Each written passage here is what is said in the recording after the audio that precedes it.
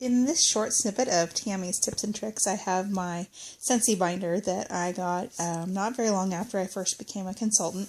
It is the smaller 6x9 binder that comes in 2 different colors. I like to try and stay organized, keep everything in one place so that it's always very handy. And usually I will either carry this in my bag with the rest of my labels and other brochures and whatnot and catalogs, or I try to take it with me in my purse when I go out shopping or out in public. So I have several different things that I've added to my binder to make things a little bit more efficient for myself, and things like these are fully adaptable to whatever works best for you. Inside my front pocket, I did put a label with my information. Maybe if it gets lost, someone will know where to return it to, or in case I get lost, I'll know where I live. I did put some notepad paper in there. That way I can jot down notes if somebody catches me on the fly and I'm not fully prepared. If I run out of order forms that I have in my back page of my binder, I'll always have some notepad paper with me. That way I always have something to write on.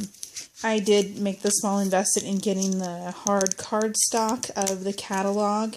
That way I always have a catalog with me if I always have my binder with me. When I was doing couponing a few years ago, I had a different binder of the same size, and I had found these binder tabs at Staples that I was able to use. And these came in really handy for this catalog as well, and I tabbed off where I could get to the scents really quickly instead of having to constantly flip through or remember what page in the catalog the scents were at. And that was also tabbed off at the end of where the scents were. The next thing I had also done while I used couponing, there was a lot of things from couponing that I was able to transition over, so my expenses weren't that great with this. I just had a basic snap-in pocket binder, and this is usually where I jot my notes that maybe I need to transfer over to an order form, or if I'm looking up a price or seeing if something's still available for one of my customers, I can stick this note in here without it getting lost.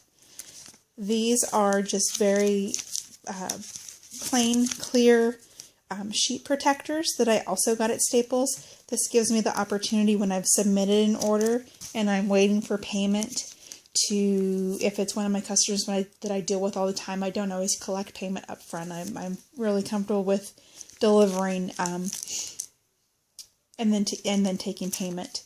And so I've got each of their orders in their own sheet. This was a party order that will be delivered in the next 10 days, and there are several order forms in there that I've got all in one spot.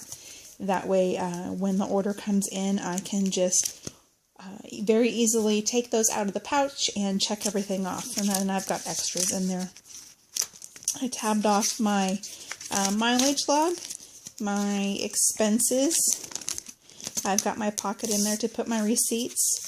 These were something I found the other day at the dollar store.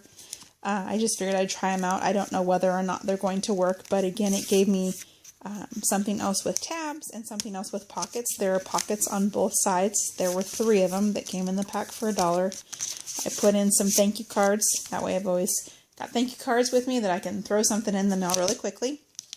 I haven't put the other 2 to use really, except for putting some extra instructions in there in case somebody loses one. Then in the back, of course, always I would have some order forms.